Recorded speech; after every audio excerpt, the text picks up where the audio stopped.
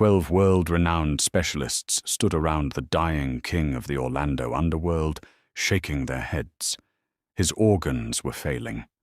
Toxicology was clean. They gave him 48 hours.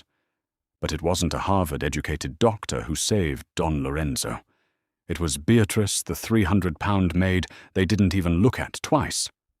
Lorenzo Moretti was a man forged in the brutal, unforgiving fires of the Orlando Syndicate. For 20 years he had ruled his empire from a sprawling, heavily guarded estate in Highland Park, Illinois. He was a man of iron will and terrifying vitality, surviving 2 assassination attempts, a federal RICO indictment, and the violent betrayal of his own cousin. But at 58, Lorenzo was brought to his knees, not by a bullet, but by a microscopic, invisible enemy that was eating him alive from the inside out. It started on a Tuesday in late October. Lorenzo, usually a man of boundless energy, who sparred in his private gym at dawn, complained of a lingering fatigue. By Friday, his skin had taken on a terrifying sallow hue. By Sunday, he was coughing up blood, his heartbeat erratic, his kidneys failing. The estate was immediately locked down. His underboss, Sebastian Rossi, took control. Sebastian was a sharp, immaculately tailored man with cold eyes and a mind like a steel trap.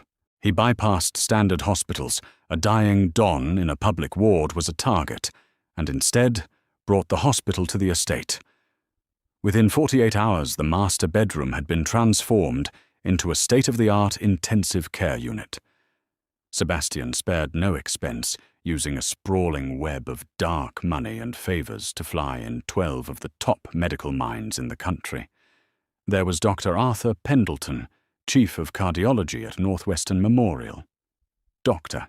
Richard Caldwell, a world-class toxicologist from Johns Hopkins, and a small army of hematologists, nephrologists, and infectious disease experts. They ran every test known to modern medicine. They set up portable MRI machines, drew vial after vial of blood, and pumped Lorenzo full of broad-spectrum antibiotic steroids and fluids. They tested for heavy metals, exotic venoms, radiation poisoning, and rare autoimmune disorders like Goodpasture syndrome and Wegener's granulomatosis. Every single test came back negative. His liver enzymes are off the charts and his creatinine levels are climbing by the hour, Dr. Pendleton whispered furiously to Dr. Caldwell in the grand hallway outside the bedroom. His ejection fraction is dropping. It's acute systemic failure, but there's no pathogen, no poison. It's as if his body has simply decided to self-destruct. We've pushed maximum doses of atropine and amiodarone just to stabilize his heart. Caldwell rubbed his temples, exhausted. If this is a toxin, it's something that metabolizes instantly and leaves zero footprint. But frankly, Arthur, I think it's just a catastrophic cascade failure. He's dying. Invisible to these brilliant men standing just a few feet away with a basket of fresh linens was Beatrice Higgins. Beatrice was 32 years old and completely unnoticeable to the men who ran the Moretti family, despite taking up more physical space than anyone else in the room. She was heavily overweight, tipping the scales at over 340 pounds. Her uniform, custom-made by a sympathetic seamstress in the city, constantly clung to her back with sweat. Walking up the grand staircase left her breathless, her knees aching under the crushing burden of her own mass. The young mobsters who guarded the doors often made crude, hushed jokes as she waddled past. They called her the Rhino behind her back. But Beatrice possessed 3 things that no one in the Moretti household gave her credit for: a fierce, unwavering loyalty to Lorenzo, an incredibly sharp mind, and the distinct advantage of absolute invisibility. Because everyone dismissed her as just the fat, slow maid, nobody stopped talking when she entered a room. Nobody hid their true faces. Lorenzo had hired her 5 years ago when she was living out of her car, desperate and destitute. He hadn't looked at her with disgust. He had simply looked at her work ethic, nodded, and handed her the keys to the estate staff quarters. "Keep my house clean." "Be, and you'll always have a roof," he had said in his gravelly voice.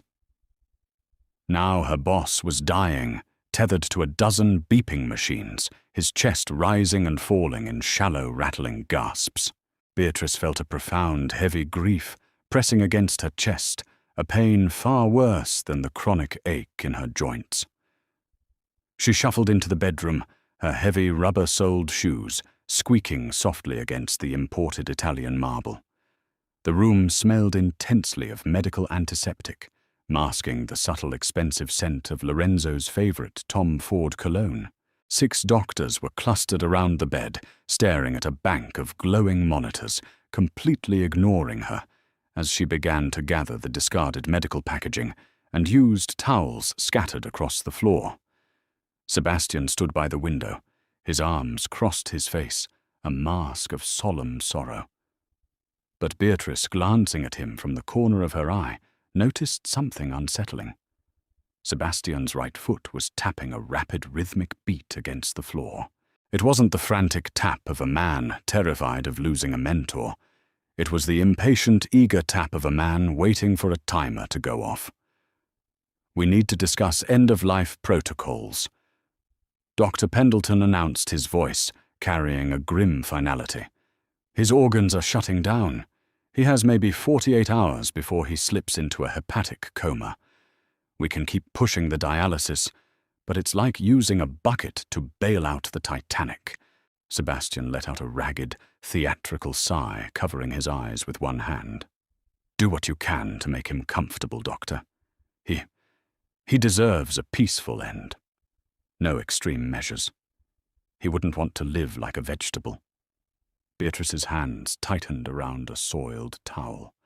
No extreme measures. Lorenzo Moretti was a man who fought tooth and nail for every inch of territory he owned. He would absolutely want extreme measures. He would want them to cut him open and restart his heart with their bare hands if they had to. "I'll inform the rest of the family," Sebastian said softly, stepping out of the room. The doctors slowly began to disperse, moving to the adjoining study to draft their final medical reports, leaving only a junior nurse to monitor the machines. Beatrice remained in the room. Her lower back was screaming in agony.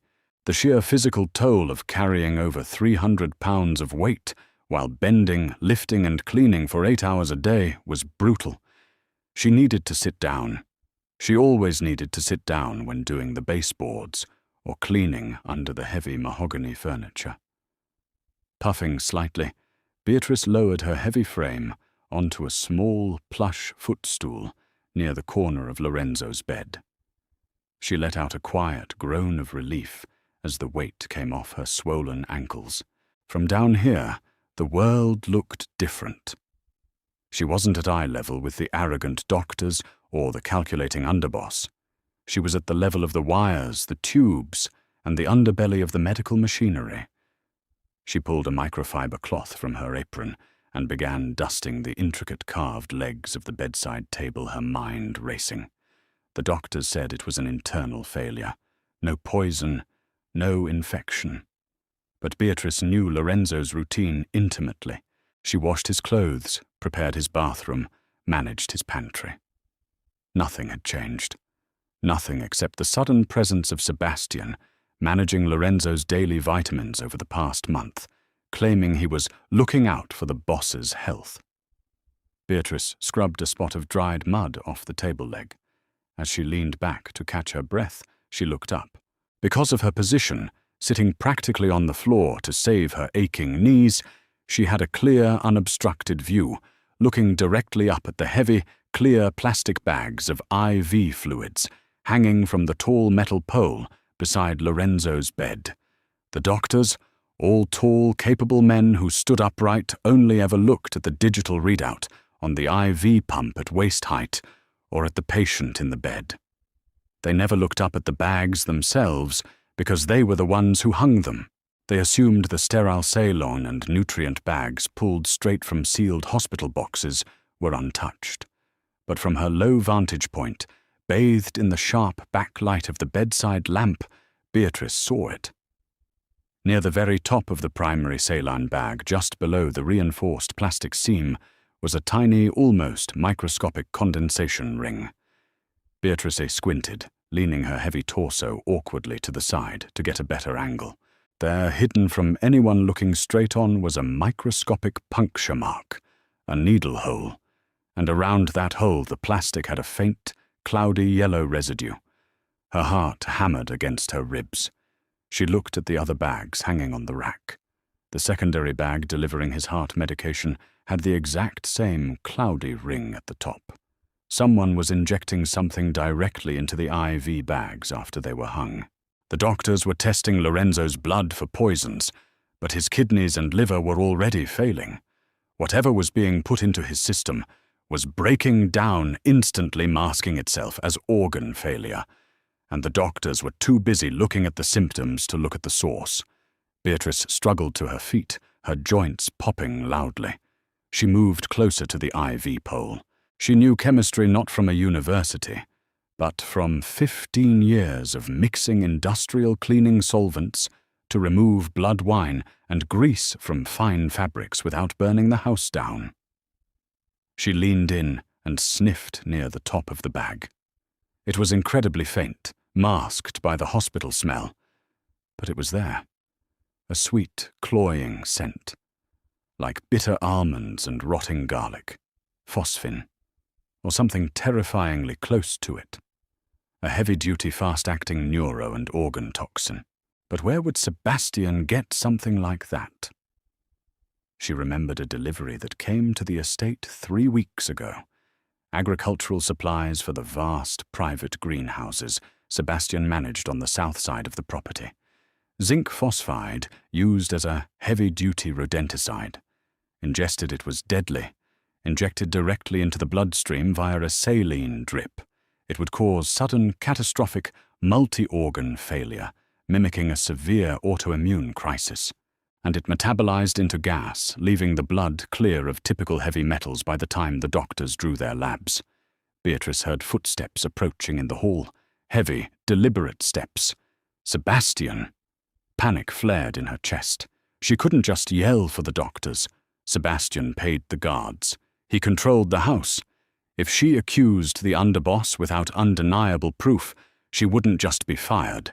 She would be dead buried in a shallow grave before the sun went down. She had to get proof. She had to secure the tainted bag, and she had to figure out how to administer the antidote before Lorenzo flatlined. Thinking faster than she ever had in her life, Beatrice grabbed her cleaning cart. She snatched a thick, sterile biohazard bag from the lower shelf and, with surprising speed for her size, reached up and clamped her hand around the top of the IV bag.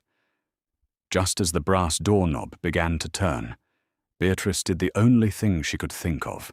She threw her massive weight against the metal IV pole, sending it crashing to the floor in a tangle of wires, plastic, and beeping alarms. The sound of metal striking the imported marble floor was deafening. Glass shattered. The digital alarms on the life support machines immediately began to shriek, a piercing, high-pitched wail that shattered the heavy silence of the estate. The heavy mahogany door flew open almost instantly. Sebastian stood in the frame, his hand instinctively resting inside his tailored suit jacket, near his shoulder holster, his dark eyes wide with shock. Behind him, Dr. Pendleton